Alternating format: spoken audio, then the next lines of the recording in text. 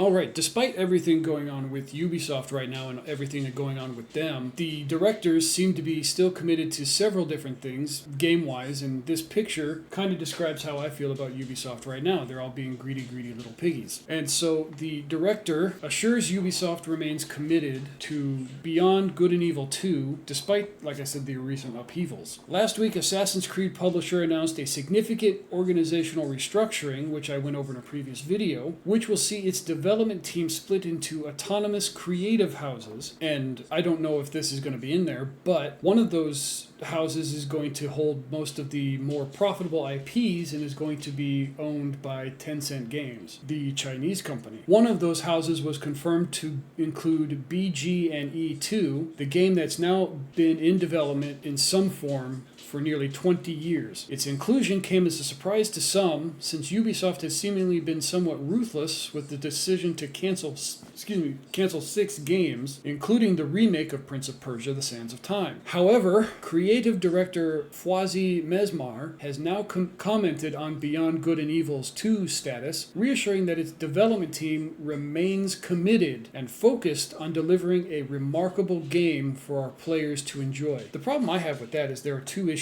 One, they're cutting a lot of their staff. And 2, a lot of the games that Ubisoft has been putting out has been absolute trash over the last several years. Thank you to everyone who has reached out to me over the past few days in regards to recent news at Ubisoft, Mesmar wrote on LinkedIn. Myself, my team, and our project Beyond Good and Evil 2 are unaffected by the recent changes. I would direct you to the office press release for more information around the latest organizational structure, which I, again, like I said, covered in a previous video.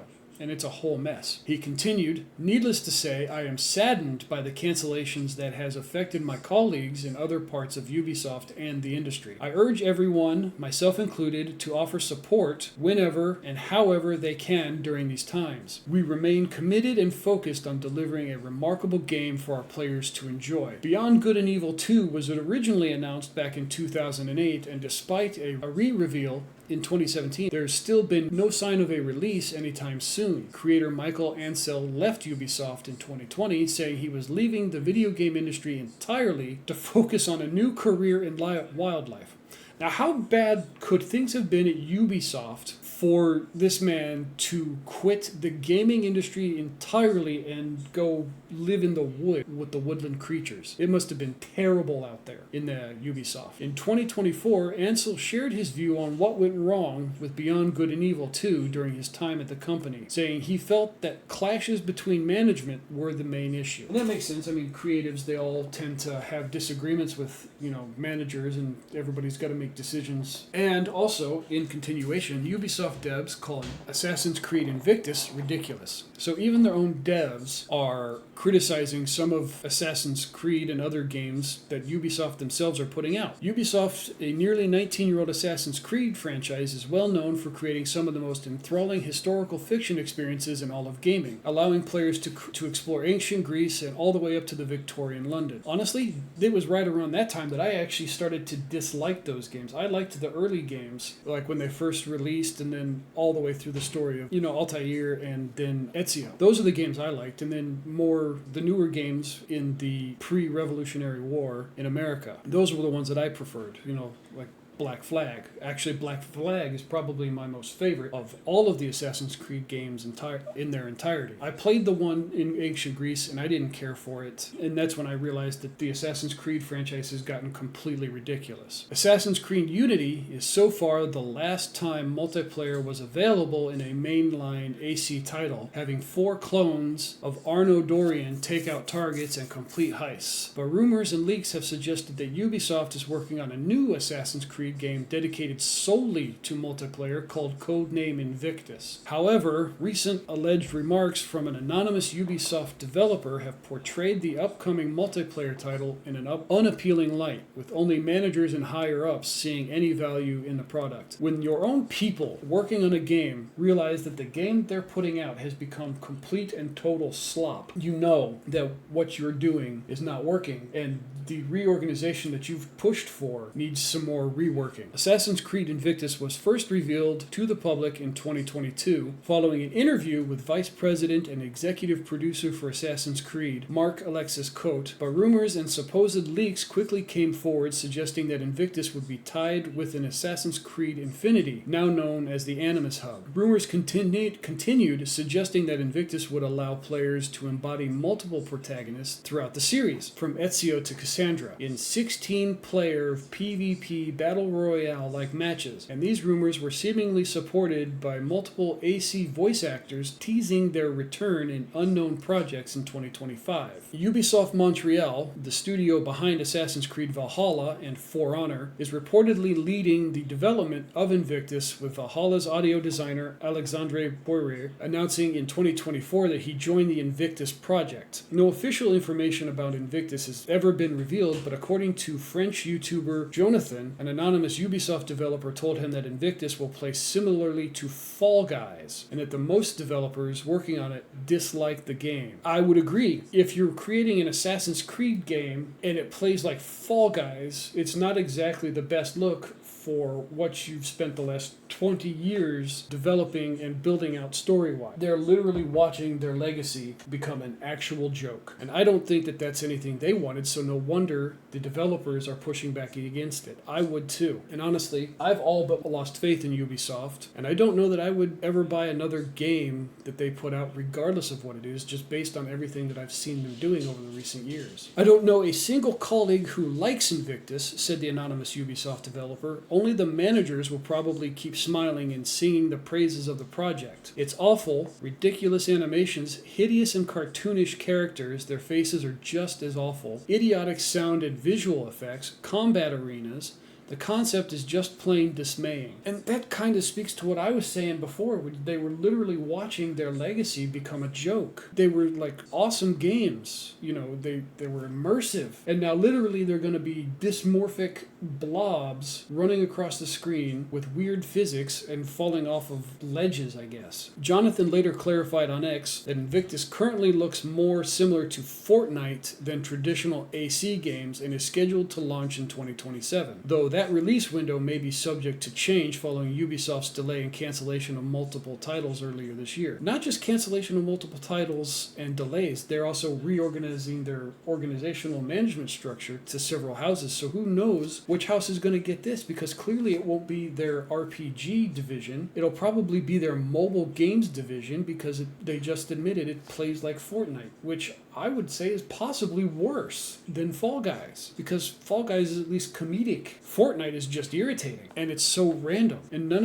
of what would make Assassin's Creed, what made Assassin's Creed truly great, actually is coming into this new game. And I think this will probably be one of the biggest nails in Ubisoft's coffin that they've recently started building with all of their failures and reorganizations and restructurings. That's only going to get worse over time. I think with everything that's happened recently, before this announcement was the beginning of their fall. And this, if it gets developed and released in this particular format, like I predicted in my last video, they will probably have to close their doors forever within the next year. So I'm guessing between 12 and 18 months from now, Ubisoft will be either completely closed down or on the way out entirely. And it's so bad that veterans are criticizing the management and they're getting laid off and fired. So here's a veteran who says he was suspended for criticizing the return to office policy. Now, while I don't agree with keeping people working from home, I think they should be in the office where they can focus, free from the distractions of their house, allowing them to focus directly and on their projects that they're currently working on. Assassin's Creed Shadows developer, oh boy, has claimed that Ubisoft suspended him after he spoke out against the company's recent return to office policy. Are we sure they didn't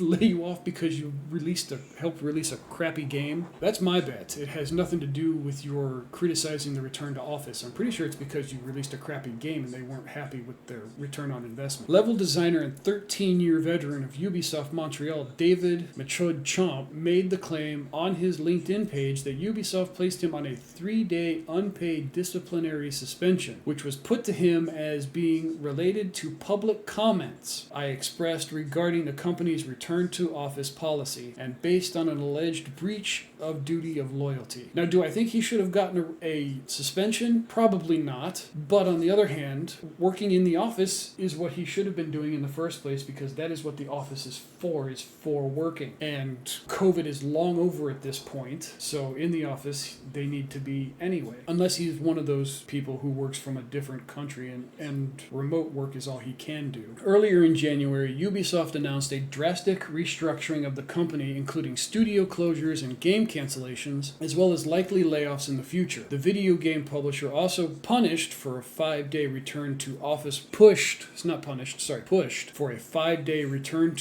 work week. And I covered all of this in my previous Ubisoft video as well. Michud Chomp's comments about the return to office policy are still on his LinkedIn page, where he wrote, Ubisoft want to bring back 5 days in the office because they believe in collaboration. But come on, we're not completely stupid. We very well know why you want us to go back to 5 days in the office. Yes, because they want you to actually work and not goof off at home, which I'm sure fair people are apt to do outside of being distracted by their home life responsibilities that they're still expected to do because they're at home and not in the office. And I think being in the office, forced to focus on your work, will lead to less distractions and better game quality outside of the horrible decisions that the management is actually making. He followed that statement with a link to YouTuber Damon Cassidy's video about the subject, which goes on at length about why return to office mandates are more about propping up office real estate prices and reestablishing direct oversight rather than done in the spirit of collaboration. Well, yeah, you need to oversee your people, make sure they're actually doing their work. So, of course, it's about oversight. Nobody's,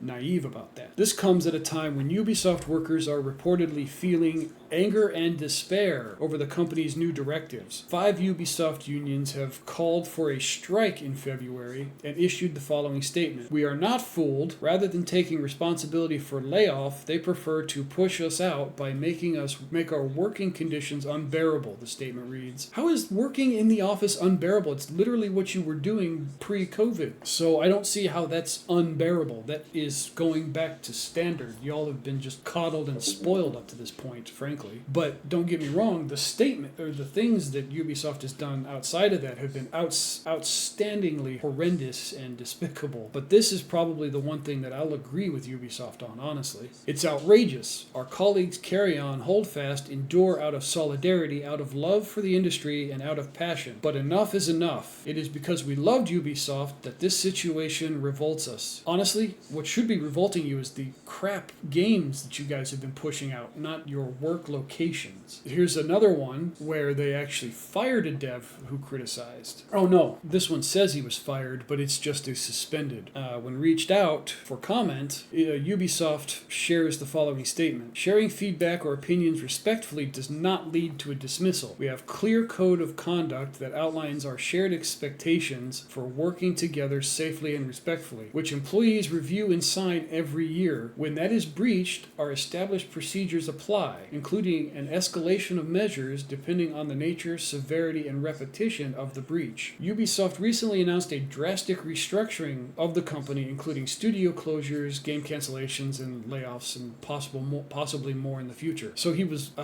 3-day layoff, not fired. So this article is misleading. I was excited for there to be like an update. So he signed a document that says this is going to happen if you do this. He did the thing anyway, and so he's, facing the consequences. I'm not really seeing a problem here. It was all self-inflicted. But like I said, in no way am I defending Ubisoft overall as a whole, just this one particular thing, because I believe that if you're going to work for a company, you should be working in the office. The union reps are saying that the Ubisoft CEO should resign, and this is all based on stuff that's going on with the current issues, as well as the issues covered in a previous video. The 2 union representatives for Ubisoft have voiced their belief that the CEO, Yves Guillemot, should resign. This comes after a wave of layoffs, project cancellations, and studio restructuring that hit the company, best known for Assassin's Creed and Far Cry. And yeah, I kind of agree, because the layoffs and cancellations are horrible, because they're laying off a whole bunch of people, reorganizing into